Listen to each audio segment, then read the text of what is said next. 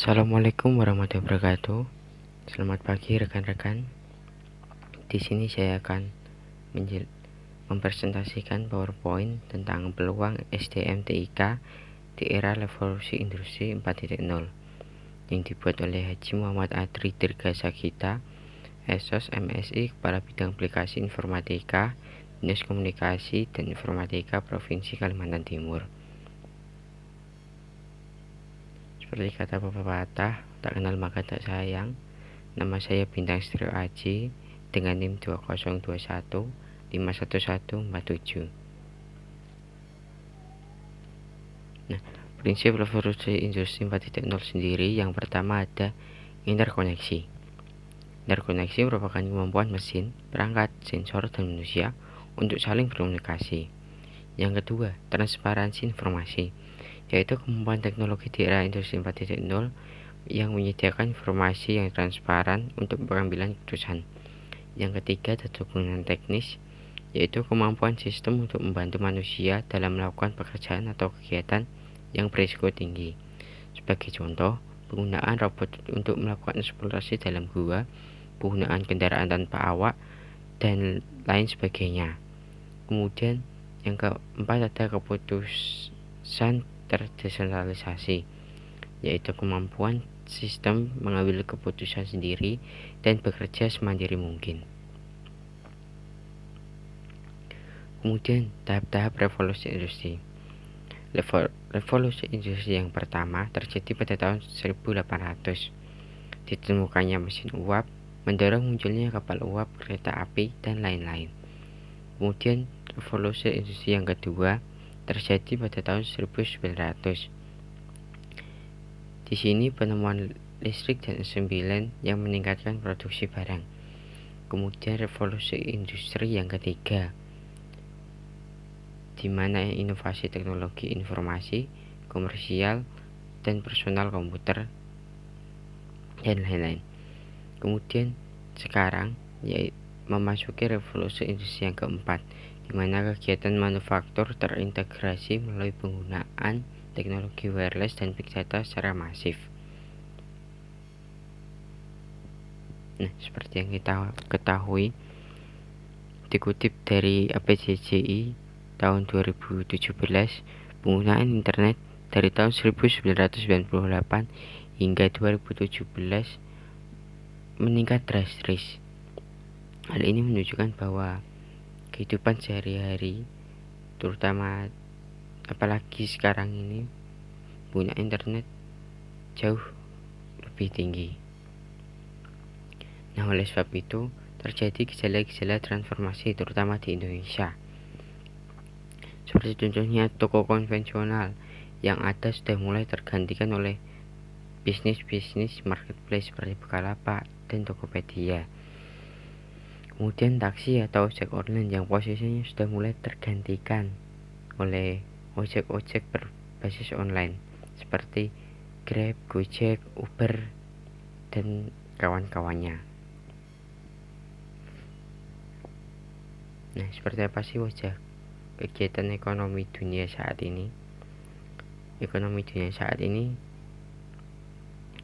telah memenuhi berbagai macam kebutuhan manusia dengan dukungan internet dan dunia digital sebagai wahana interaksi dan transaksi. Seperti yang ada di layar, contohnya ada sharing ekonomi. Nah, sharing ekonomi sendiri ini terdapat berbagai macam aplikasi-aplikasi yang mendukungnya seperti Zipcar, Zilog, dan lain-lain. Di edukasi kita bisa menggunakan e-education yang menggunakan internet, sebagai contohnya Coursera, Ruang Guru. Kemudian di e-government. Nah, di e-government ini dapat memudahkan pemerintah dalam mengatur data, terus mengetahui jumlah penduduk di daerahnya. Kemudian ada cloud collaborative. Di sini kita dapat berkolaborasi dengan teman atau rekan kerja dalam membuat project PowerPoint atau project lainnya. Kemudian ada marketplace yang menggantikan toko konvensional seperti Bukalapak, Tokopedia. Kemudian ada online healthcare service. Di sini kita dapat menghubungi dokter tanpa harus bertemu dokternya secara langsung. Kemudian ada smart manufacturing, smart city, dan smart appliance.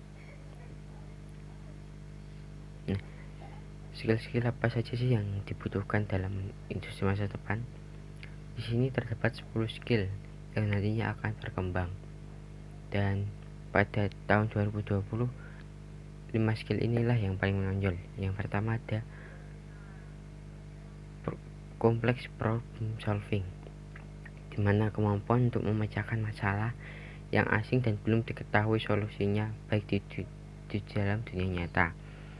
Yang skill yang kedua ada social skill. Social skill ini sangat berguna di dunia industri, terutama dalam pemasaran, yaitu kemampuan untuk melakukan koordinasi, negosiasi, persuasi, mentoring, kepekaan dalam memberikan bantuan hingga emotional intelligence.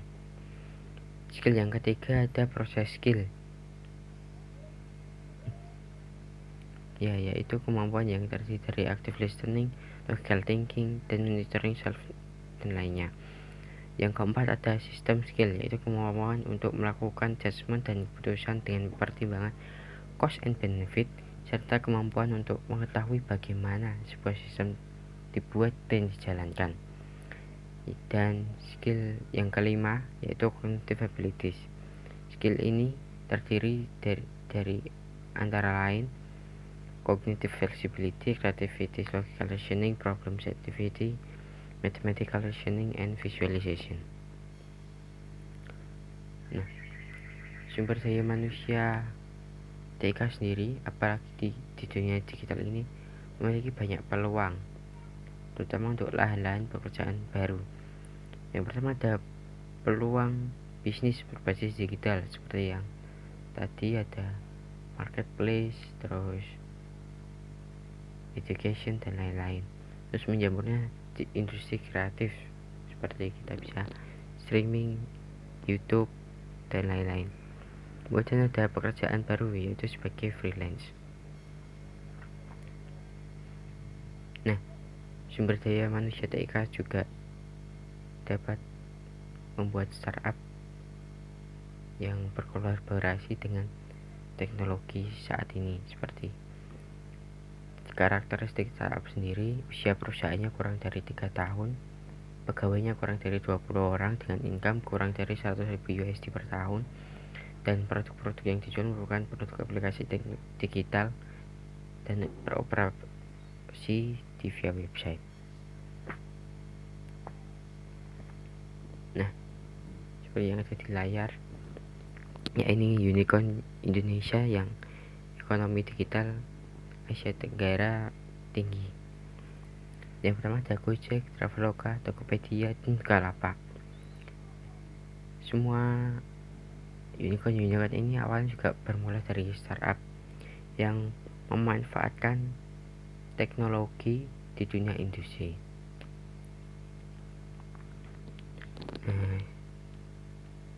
Sekian dari saya,